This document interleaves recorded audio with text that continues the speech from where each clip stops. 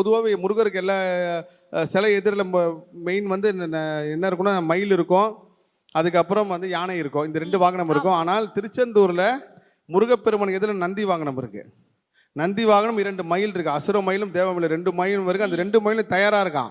அங்கே விசாரிக்கும் போது சொல்கிறாங்க 2 மயிலும் எப்போ வேணாலும் முருகர் வந்து பக்தர்கள் துயர் நீங்க கிளம்புவார் அப்படின்னு தயாராக இருக்கிறதுக்காகவும் நந்தி இருக்கிறது வந்து ஒரு பெரிய ஆச்சரியம். அதே சமயத்தில் அந்த வள்ளி குகை நீங்கள் திருச்செந்தூருக்கு வர முருக பக்தர்கள் வந்து 3 விஷயம் தவறாமல் செய்யுங்க. ஒன்று வந்து மூவர் சமாதி, திருச்செந்தூர் கோயில் உருவாக காரணமாக இருந்தாங்க மூவர் சமாதி, அங்கே கண்டிப்பாக போய் தரிசனம் பண்ணுங்க, முருகரை பார்த்துட்டோ இல்லை அதுக்கப்புறமோ.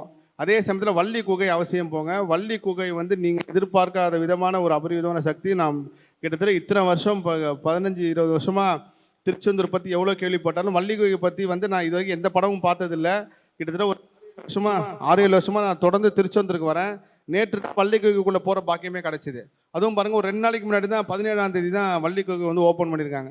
அது உள்ளே போகிறப்போ அந்த ரொம்ப டவுனாக இருந்துச்சு. அதில் சக்தி இருக்குது வள்ளி கோயிலில், முருகரோட பாதம் அங்கே வந்திருக்கு. 3வது ஒரு விஷயம் என்னன்னா, நீங்கள் எல்லா கோயிலுக்கும் போங்க, எந்த கோயிலுக்கு வேணாலும் உங்கள் விருப்பப்படி போகலாம். ஆனால் நீங்கள் திருச்செந்தூருக்கு வந்தால் மட்டும் திருச்செந்தூர் முருகப்பெருமானை பார்த்து நேராக உங்கள் வீட்டுக்கு போங்க. நடுவில் வேறு எந்த ப்ரோக்ராமோ இல்லை வேறு எந்த கோயிலுக்கும் இப்போதைக்கு என்னோட தாழ்மையான கருத்து. இது சரியா தவறா அப்படின்னு கிட்டத்தட்ட ஒரு 100 தடவை நான் அதை அனலைஸ் பண்ணி இந்த விஷயத்தை வந்து நான் சொல்கிறேன்.